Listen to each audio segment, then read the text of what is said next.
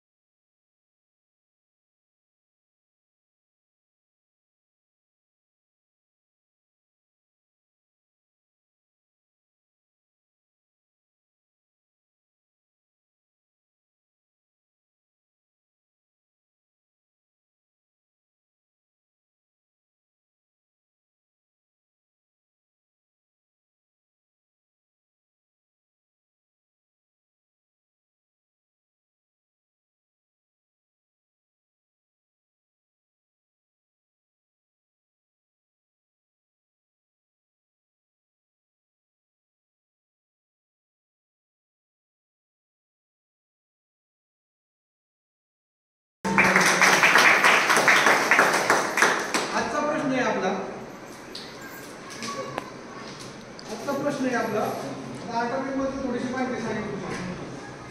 आपला प्रश्न आहे कॅन्सर मुक्त भारत।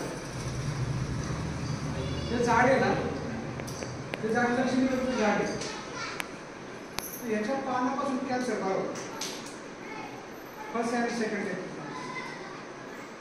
कॅन्सर होण्याची वाट आपण पाहिजे नाही, कॅन्सर होण्याची वाट पाहिजे नाही, त्यासाठी आपण रोज आपल्या बागेमध्ये 2 पानं टाकायची।